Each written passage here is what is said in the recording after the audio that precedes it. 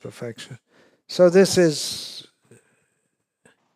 beyond understanding, but we can see the intensity of the demons. These are intense feelings of hatred, intense nastiness. How can you be so nasty as to torture people and take pleasure in that? What an intense emotion.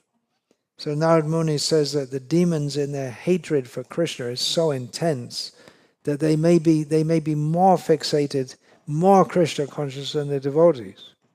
Because that in this material world, that feeling of hatred and nastiness can be so strong, and with that the feeling of anxiety can be so strong.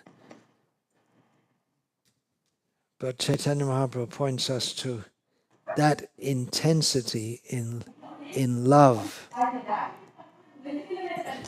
It's turned around, turning it around the other way, and going to that complete intensity where the original, the highest love is so intense.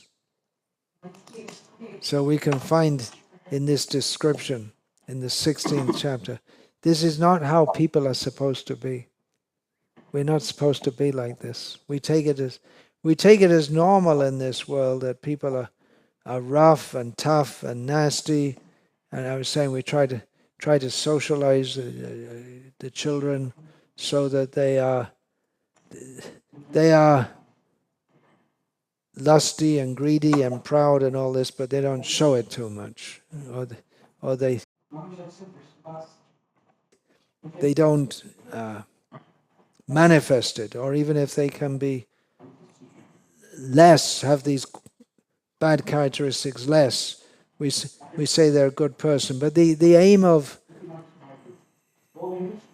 people in this world in the present time is not to be a good person, not to be a saintly person.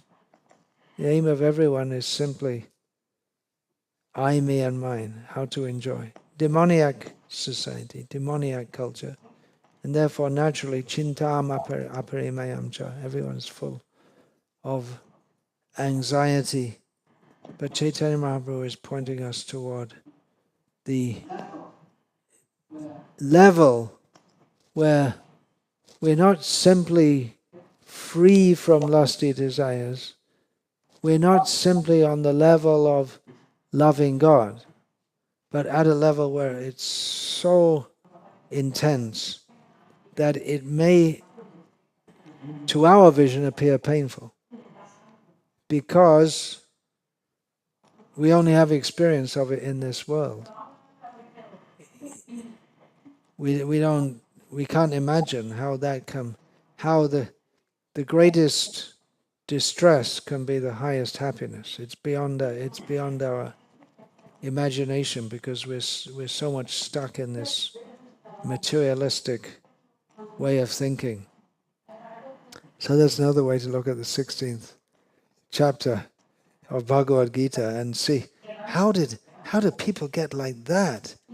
It's a question which it's one of the great questions of any thinking person, any person with a philosophical mindset, and I guess it must be there in psychology. How can people be so bad? What is it? But there are so many of them. There's so many people who are in prisons who they're never going to get out because they've done such bad things, really, really bad, nasty things, which you wouldn't think that one human could do to anyone else. But at the same time, it's normal in human society that you do such things to animals.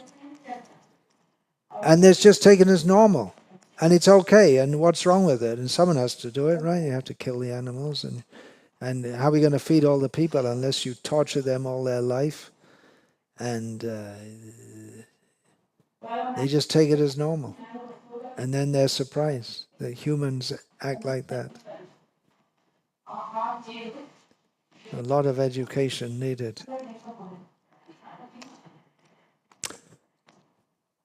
Hare Krishna.